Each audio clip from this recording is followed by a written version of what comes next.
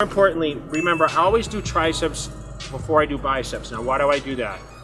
I always had a harder time getting a pump in my biceps, and when I do tricep work first, the first set of biceps, I'm always pumping.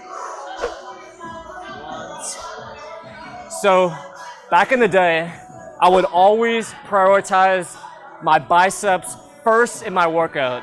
I wanted my arms to grow more than anything, particularly my biceps, and I would always just start my workouts with bicep training. So recently, what I've been doing is I have been finding out that if I start my arm days, or really any day that I train my biceps, if I start with triceps, I'm able to channel a much better mind-muscle connection in my biceps. So this is actually how months 2 and 3 and all of the Superhuman physique programs are, or whenever you train biceps, you actually hit triceps. You hit all 3 heads with maximum intensity. So there are actually 2 punchlines to today's video.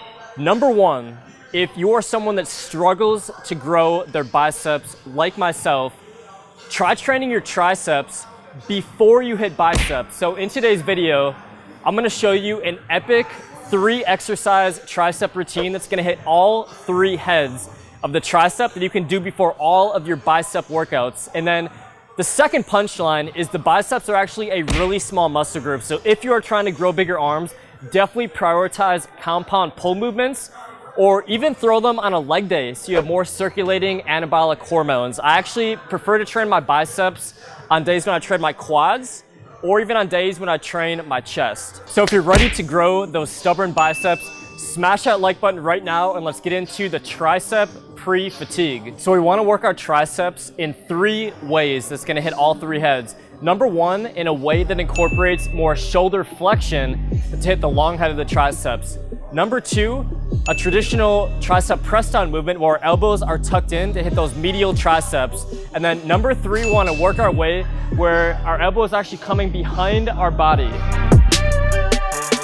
First exercise is going to incorporate a lot more shoulder flexion. This is the dumbbell lying skull crush. Now, very important, watch the starting position of my arms. They're not directly over my chest, they're more angled backwards. Our hands are gonna be at a parallel grip position, and I really want you guys to focus on going 2 to 3 seconds on the eccentric portion when you lower the lift. Now you wanna go really light on these. I recommend in the 12 to 15 repetition range on all 3 of these tricep pre-fatigue exercises.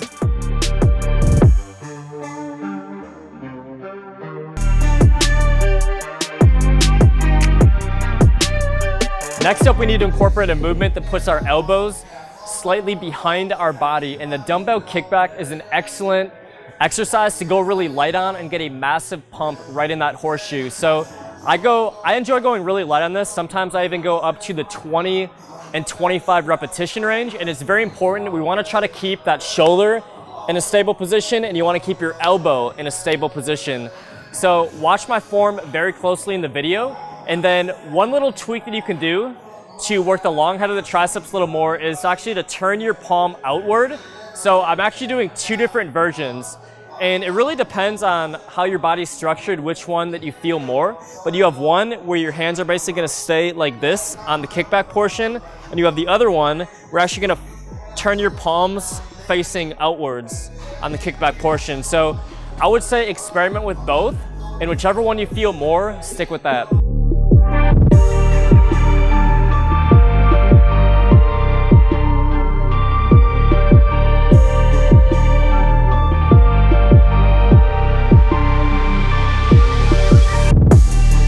Third tricep exercise is we want to incorporate a movement, a traditional press down movement with our elbows really tucked into our sides. Now, there are 3 different types of tricep press down movements, and I recommend you try all 3 once again and figure out which one that you like the best. Now, the first one is with the rope. Now, once again, we want to keep our shoulders stable, keep our elbows stationary, and you really want to focus on twisting out with your hand. So you see me in the video, I'm twisting out with my hand. That is a very crucial part to maximize activation right in that horseshoe. So you can do the rope version. So let's start with the overhand. Once again, the same rules apply. Shoulder stationary, elbow locked in, elbow close to your sides, and we're really going nice and slow and controlled. We're trying to squeeze out tricep. You don't want to ego lift on any of these tricep movements. And then the third one, hands a little bit inside shoulder width apart, traditional press down movement. This one's very important. Tuck in those elbows to your sides, and you don't want to come up all the way here. If you're coming up all the way here, you're taking tension off of your tricep. So as you see in the video, I'm not really coming up farther than here. I'm not going all the way up here. Come up no farther than here. Keep that tricep under tension.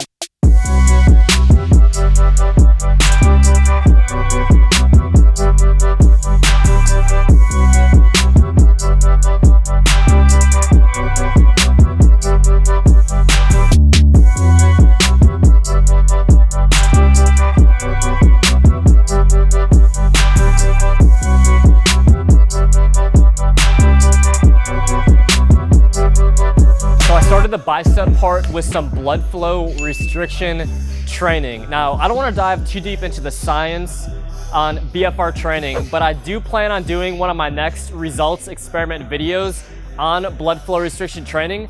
This was incredibly intense. So what I did is I did about 25 total repetitions, going nice and light, just trying to pump as much blood into those biceps as possible. So I went really high rep for the first set. So this is basically 25 reps until failure, nice and slow, controlling that weight. And then what I did after this is I was taking really short, like 15 to 20 second rest periods and doing 10 more reps. So I did this for 3 total sets after the high rep set. So that gave me just an incredible pump in my biceps, and that pump pretty much did not leave until like 20 minutes after training my arms.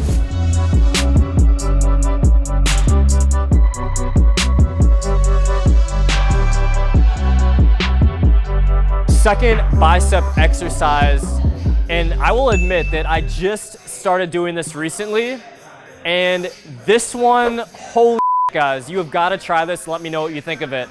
So you want to go nice and light on this. So you're going to go a little bit farther down. So I want you to think of it as you're going down in 5 different stages. So you're basically doing 5 little partial repetitions.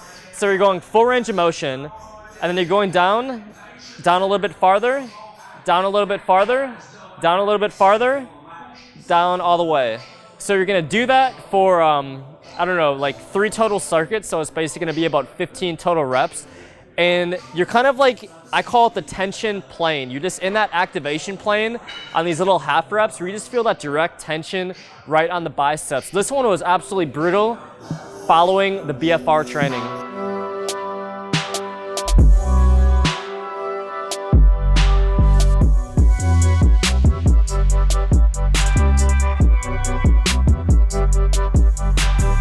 So the third bicep exercise, I decided to bring out the bicep blaster, and I actually compared doing this with and without the bicep blaster, and I really do think the bicep blaster works because it takes a lot of anterior deltoid out of the movement. So I know you guys have probably heard of 21s. I call these crazy 28s, and I basically did 4 different movements, and I did 7 reps in all the movements. So as you can see, there's a lot of focus on metabolic stress. In fact, I don't go heavy on this bicep workout until the very, very end. So the first 7 repetitions, hands inside shoulder width, hammer grip position. So nice and slow and controlled movements are going 7 total reps in the hammer grip position. Next up, you're gonna keep your hands inside shoulder width, really focus on that bicep peak, and you're gonna go palms up while squeezing the dumbbells together. You're gonna be really fatigued after this one.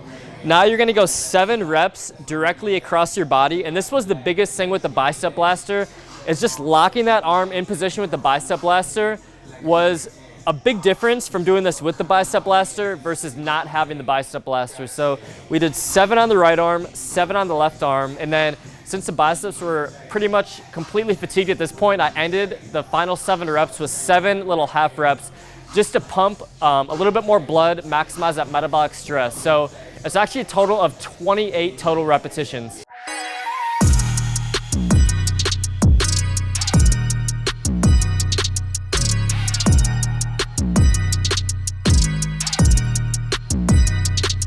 So I actually ended the workout with the heaviest movement, and that was cheat curls. Now, the proper way to do cheat curls isn't like doing terrible form, like swinging your back on the very first rep. It's going fairly heavy. So doing like a weight that you can really only do 4 to 5 times with strict form, and then doing a little bit of, I would say, like extracurricular movement.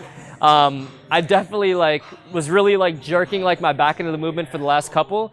So, I had 4 to 5 really clean reps, and then it's okay to use your back a little bit, but obviously my biceps were completely fatigued at this point, and it's just gonna add a little bit more mechanical overload right on those biceps. So make sure that you pick a weight that's not so heavy that you're doing bad form, say on the second rep, but it is completely okay to swing your back into the movement a little bit on the 6th, 7th, and 8th repetition.